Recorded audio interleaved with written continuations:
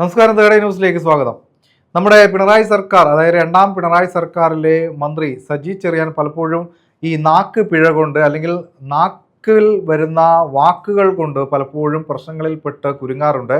ഒരിക്കൽ അങ്ങനെ ഭരണഘടനയെക്കുറിച്ച് പറഞ്ഞതിൻ്റെ പേരിൽ അദ്ദേഹത്തിന് മന്ത്രിസ്ഥാനത്ത് നിന്ന് മാറി നിൽക്കേണ്ടി വന്നിട്ടുണ്ട്. വീണ്ടും അദ്ദേഹം തിരിച്ചു വരികയാണ് ഉണ്ടായത്. ഇപ്പോഴിതാ നമ്മുടെ ആരോഗ്യ വകുപ്പിനെ വെട്ടിലാക്കിക്കൊണ്ട് അദ്ദേഹം ഒരു വിവാദ പരാമർശം നടത്തിയിരിക്കുകയാണ്. അതായത് ആരോഗ്യ വകുപ്പ് ഇപ്പോൾ വളരെ നല്ല രീതിയിലാണ് മുന്നോട്ട് പോകുന്നത് എന്നൊക്കെയാണ് നമ്മുടെ മന്ത്രിമാരൊക്കെ പറയുന്നത്. CPM സംസ്ഥാന സെക്രട്ടറിയോടൊക്കെ ചോദ്യങ്ങൾ ചോദിക്കുമ്പോൾ അങ്ങനെയുള്ള മറുപടികളാണ് വരുന്നത്. പക്ഷേ ഈ സജി ചെറിയാൻ ഇപ്പോൾ പറഞ്ഞിരിക്കുന്നത് 2019 ഞാൻ ഇതുമായി ബന്ധപ്പെട്ട സർക്കാർ ആശുപത്രിയിൽ ചികിത്സയിലായിരുന്നു. തൻ്റെ ജീവൻ നഷ്ടമാകുമെന്നറിഞ്ഞപ്പോൾ ഞാൻ ഓടി സ്വകാര്യ ആശുപത്രിയിലെത്തി തൻ്റെ ജീവൻ നിലനിർത്തി എന്നാണ് അദ്ദേഹം ഇപ്പോൾ പറഞ്ഞിരിക്കുന്നത്. പറഞ്ഞത് സത്യസന്ധമായ കാര്യമാണ് എന്നാണ് നമുക്ക് മനസ്സിലാക്കാൻ സാധിക്കുന്നത്. പക്ഷേ പറഞ്ഞതിലെ അർത്ഥം, അതായത് ഇത് ജനങ്ങൾ അറിഞ്ഞു കഴിഞ്ഞാൽ എങ്ങനെയാണ് ഉണ്ടാവുക എന്ന് അദ്ദേഹം ചിന്തിക്കാത്തതാണോ അല്ലെങ്കിൽ ആർക്കെങ്കിലും ഒരു പണി കൊടുക്കട്ടെ എന്ന് വിചാരിച്ച് പറഞ്ഞതാണോ എന്നറിയില്ല.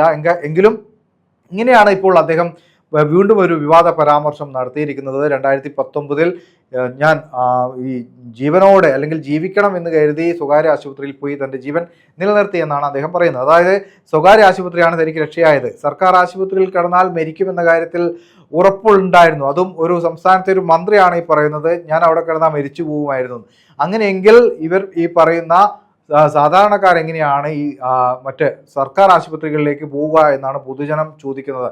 മന്ത്രിക്ക് പോലും വിശ്വാസമില്ലാത്ത ഒരു സർക്കാർ സംവിധാനത്തെ സാധാരണക്കാർ എങ്ങനെയാണ് വിശ്വസിക്കുക എന്നാണ് ഉയരുന്ന ചോദ്യം. എന്തായാലും പുതിയ വിവാദമാണ്. ആ വിവാദങ്ങളിൽ പുതിയ പുതിയ പ്രതികരണങ്ങളൊക്കെ വരാൻ സാധ്യതയുണ്ട്. അദ്ദേഹം ഇനി തൻ്റെ വാക്കുകൾ തെറ്റായി വ്യാഖ്യാനിച്ചതാണ്, മാധ്യമങ്ങൾ അങ്ങനെ ഉണ്ടാക്കിയ വാർത്തയാണ് എന്നൊക്കെ പറയാനുള്ള സാധ്യതയും കാണുന്നുണ്ട്. എന്തായാലും ഇപ്പോൾ വീണ ജോർജിന് അല്ലെങ്കിലേ നല്ല സമയമല്ല, ഇപ്പോൾ സജി ചെറിയാൻ്റെ വകയും ഒരു കുത്ത് കിട്ടി എന്നതാണ് ഇതിലേക്ക് ഏറ്റവും വരുന്ന അല്ലെങ്കിൽ ഏറ്റവും കൗതുകമായ കാര്യം.